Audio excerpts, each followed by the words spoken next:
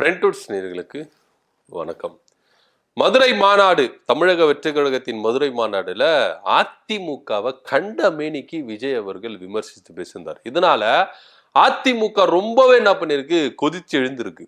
உண்மையிலேயே விஜய் அவர்கள் அதிமுகவை முதன்முறையா பகிரங்கமா என்ன பண்ணிருக்கிறாரு, விமர்சிச்சு பேசியிருக்காரு. இத்தனை ஆண்டு காலம், அதாவது கட்சி ஆரம்பிச்சு முதல் மாநில மாநாடு அப்படி தொடர்ந்து வந்தவர் அதிமுகவை எந்த இடத்திலும் விட்டு கொடுக்காம விமர்சிக்காம பேசியிருந்தார். இவ்வளவு ஏன், பொள்ளாச்சி வழக்குல தீர்ப்பு வரும்போது கூட அதிமுக அப்படின்ற ஒரு வார்த்தையும் எடப்பாடி பழனிசாமி அப்படின்ற ஒரு வார்த்தையும் கூட யூஸ் பண்ணாம எப்படி கண்டன அறிக்கை கொடுக்கணுமோ அந்த அளவுக்கு கண்டன அறிக்கை கொடுத்தவர் தான் விஜய். அதே போல அதிமுக ஊழல் செய்யாத கட்சி மாதிரியும் எடப்பாடி பழனிசாமி நல்லவர் மாதிரியும் ரொம்பவே அரவணைச்சிட்டு போயிருந்தாங்க. இதுக்கு பின்னாடி நிறைய அரசியல் இருக்கு. ஏன்னா அதிமுக கூட தமிழக வெற்றி கழகம் எப்படியாவது இணைந்து விடும் அப்படின்ற ஒரு நோக்கத்தினாலதான் எடப்பாடி பழனிசாமியும் விஜய் விமர்சிக்கல, விஜய் அவர்களும் எடப்பாடி பழனிசாமியை விமர்சிக்கல. எடப்பாடி பழனிசாமி கூட மாவட்ட செயலாளர் கூட்டத்துல எல்லாரையும் கூட்டி என்ன பண்ணாரு, தமிழக வெற்றி கழகத்தை பற்றியும் விஜயை பற்றியும் யாருமே சொல்லக்கூடாது,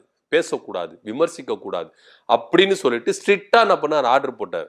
இங்க விஜய் தரப்புல இருந்தும் என்ன பண்ணப்பட்டது, சொல்லப்பட்டது. ஜெகதீஸ்வரன், அதாவது முன்னாள் செய்தி தொடர்பாளர் ஜெகதீஸ்வரன் தமிழக வெற்றி கழகத்திலிருந்து விலகிட்ட பிறகு அவர் உண்மைகளை ரொம்ப உறக்க சொல்லிட்டு இருக்காரு.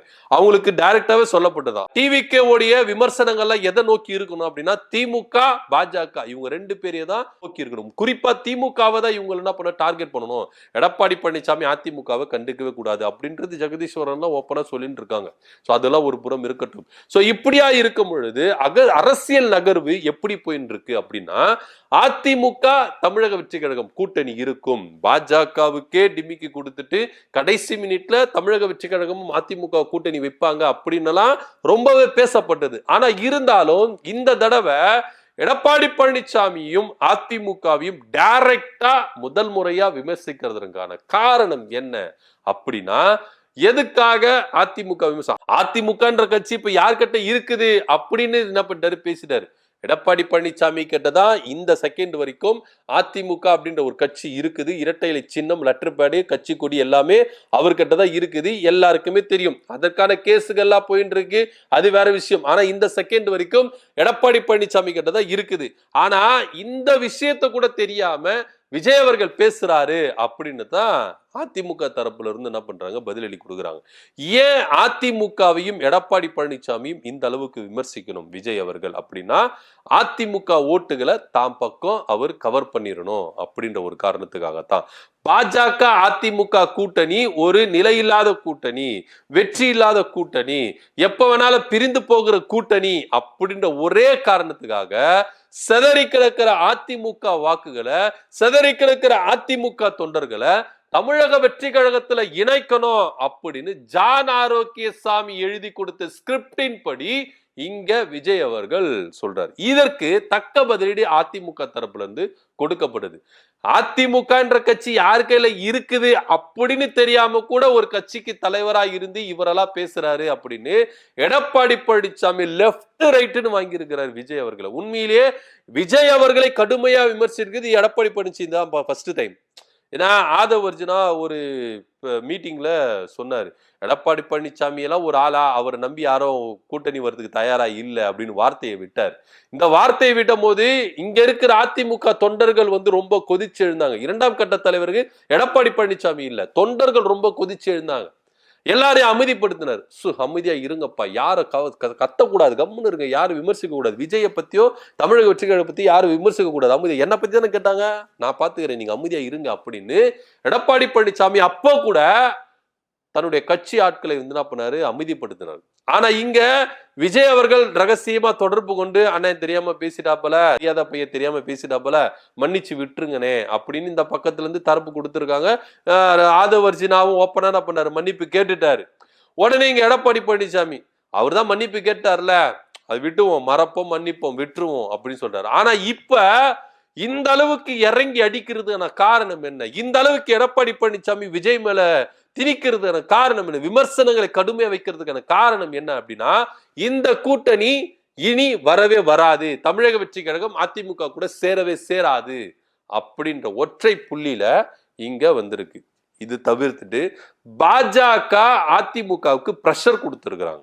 என்ன அப்படின்னா, பாஜகவை இந்த அளவுக்கு கடுமையா விமர்சிச்சிருக்கிறாரு விஜய்.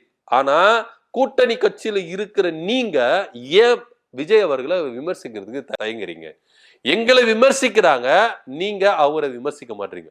உங்களை விமர்சிச்சு பேசுற திமுக கூட்டணி கட்சிகள் எல்லாம் பேசும்பொழுது நாங்க முன்னாடி என்ன பண்றோம், உங்களுக்கு குரல் கொடுக்கிறோம், நாங்களும் பதிலடி கொடுக்கிறோம். ஆனா எங்களை விமர்சிக்கிற விஜய் அவர்களுக்கு நீங்க ஏன் பதிலடி கொடுக்க மாட்டீங்க? அப்போ உங்களுக்குள்ள ஒரு அண்டர்டீலிங் இருக்குதா அப்படின்னு அதிமுகவை பாஜக தலைமை ஏறி இருக்கு. சோ இதனால இந்த கூட்டணி செட் ஆகாது, தமிழக வெற்றி கழகத்துக்கு கூட நம்ம கூட்டணி வைக்க முடியாது அப்படின்ற ஒரே காரணத்துக்காக சோ இறங்கி அடிச்சிருக்கிறாரு இபிஎஸ் அவர்கள். உண்மையிலேயே அதிமுக கிட்ட எந்த அளவுக்கு பம்பிட்டு இருந்தாரு, எந்த அளவுக்கு அடிமையா இருந்தாரு அப்படின்னு படம் ஓட்டி காமிச்சிருக்கிறாங்க நம்ம அதிமுக ஐடிவிங். தலைவா அப்படின்ற படம் ரிலீஸ் ஆகும்போது கொடநாடு எஸ்டேட்ல எப்படி கைய கட்டி வாய மூடின்னு இருந்தீங்க, தேவு காத்துட்டு இருந்தீங்க அம்மா கிட்ட, அதெல்லாம் ஞாபகம் இல்லையா விஜய் அண்ணா அப்படின்னு ஐடிவிங்கு வச்சு செஞ்சிருக்கு விஜய் அவர்கள். உண்மையிலேயே அன்னைக்கெல்லாம் விஜய் அவர்கள் பொட்டு பாம்பா என்ன பண்ணாரு, அடங்கி இருந்தாரு. ஒரு வார்த்தை பேசலையா, பேசவே மாட்டாரு. ஏன்னா அந்த அளவுக்கு அந்த அம்மா என்ன பண்ணிச்சு, அந்த அளவுக்கு இது வந்து எஸ் ஏ சந்திரசேகரும் விஜய் அவர்களும் ஜெயலலிதாவுடைய பார்வை நம்ம மேல படணும் அப்படின்றதுக்காக போய் தேவு காத்துட்டு இருந்தாங்க. ஆனா அந்த அம்மா மதிக்கவே இல்லையா, துரத்தி விடுங்க அப்படின்னு போயிட்டாங்களா அமைதியா, அதுக்கப்புறம் எதுவுமே பண்ணலையே. சோ அந்த அளவுக்கு எல்லாம் அதிமுக கிட்ட அடி வாங்கி இருக்கிறதா விஜய். இன்னைக்கு அதிமுக தலைமை சரியில்லை அப்படின்ற ஒரே காரணத்துக்காக வாய்க்கு வந்ததெல்லாம் பேசுறாரு விஜய் அவர்கள். இதனால எடப்பாடி பழனிசாமியும் அதிமுக ஐடிவிங்கும் விஜய் அவர்களை வச்சு செஞ்சிருக்கிறாங்க. தலைவா அப்படின்ற படத்துக்காக நீ எந்த அளவுக்கு ஜெயலலிதா வீட்டு வாசல்ல தவம் இருந்து காத்துட்டு இருந்தீங்க, அதெல்லாம் யோசிச்சு பார்க்கணும் விஜய் அவர்களே.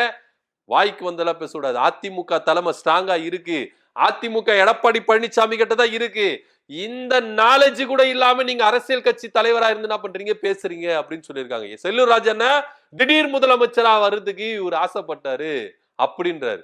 வந்தவ போறவெல்லாம் எல்லாம் இது பண்றாங்க. அது மாதிரி இவர் கட்சி ஆரம்பிச்சோடனே முதலமைச்சர் ஆயிரணும் அப்படியெல்லாம் இல்ல. இங்க களம் வேற மாதிரி, அரசியல் களம் தேர்தல் களம் வேற மாதிரி. விஜய் தம்பி அவர்களே, நீங்க கொஞ்சம் விளையாடுங்க. முதல்ல விளையாடி சிறுவண்டு பசங்க கூட ஜெயிக்க பாருங்க, அதுக்கப்புறம் எங்க கிட்ட மோதுவீங்க அப்படின்னு செல்லூர் ராஜாவும் தரப்புல என்ன பண்ணிருக்காங்க சொல்லியிருக்காங்க. நிறைய பேரு செம்மலை போன்றவங்க எல்லாம் பயங்கரமா என்ன பண்ணிருக்காங்க, அதிரடியா கொடுத்திருக்காங்க. ஆர்பி உதயகுமார்லாம் வச்சு செஞ்சிருக்கிறார் விஜய் அவர்களை. உண்மையிலேயே விஜய் அவர்கள் வாயை கொடுத்துட்டு பயங்கரமா வாங்கி கட்டிக்கிறாரு அப்படின்னு தான் இங்க நம்ம கருத்தை முன்வைக்க வேண்டியது. உண்மையிலேயே விஜய் அவர்கள் கொஞ்சம் தெரிஞ்சு, நீங்க அதிமுக இன்னைக்கு பலவீனமா இருக்குது, நான் இல்லைன்னா சொல்ல வரல. அதிமுக இன்னைக்கு பாஜக கிட்ட சிக்கி சின்னாபினமாயி பலவீனமா இருக்குது. இவரு திமுக எதிரி அப்படின்ற சொல்றதுக்கு ஒரே காரணம் என்ன அப்படின்னா, அதிமுகவை தாம் பக்கம் வச்சுக்கணும் அப்படின்னு. ஆல்ரெடி அதிமுகவை சீரழிக்கிறதுக்கு பாஜக அப்படின்ற ஒரு கூட்டுல இருக்கு. சோ இதை இன்னும் சீரழிச்சு நம்ம பக்கம் இழுத்துக்கணும் அப்படின்னு சொல்லிட்டுதான் விஜய் அவர்கள் என்ன பண்றாரு, திமுகவை எதிரி அப்படின்னு சொல்லி. உண்மையிலேயே திமுகவுக்கு அவர் எதிரியே கிடையாது.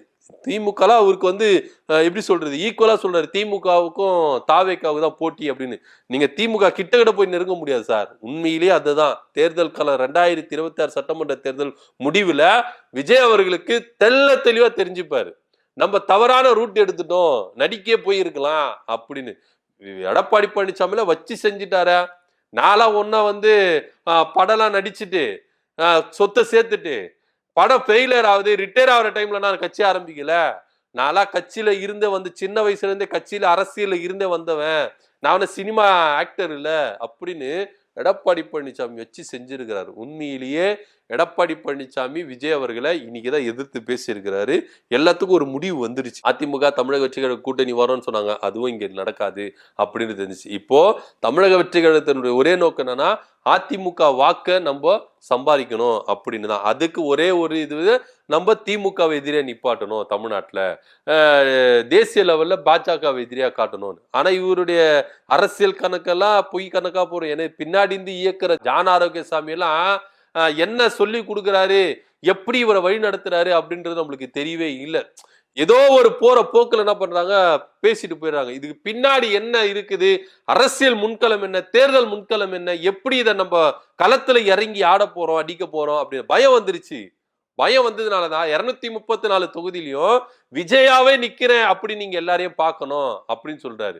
ஏன் 234 விஜய் வந்து இது பண்ண மத்தவெல்லாம் ஓட்டு போட மாட்டான்? உங்களுக்கு வந்து அறிமுகமான பேஸ் யாருமே இல்ல, சொல்லிக்கிற அளவுக்கு தமிழக வெற்றி கழகத்துல ஒரு கேண்டிடேட் யாருமே இல்ல சார். அதுதான் நிதர்சனமான உண்மையா இருக்கு. அதனால தான் பயந்துட்டு போயிட்டு 234 தொகுதியில நான் நிக்கிற மாதிரி நீங்க என்ன பண்ணுங்க, வாக்களிங்க அப்படின்றாரு. வந்தவன் பாதி பேர் கூட உங்க பேச்சை கேட்காம ஓடி போயிட்டான். எந்த அளவுக்குல இருக்கு பாருங்க.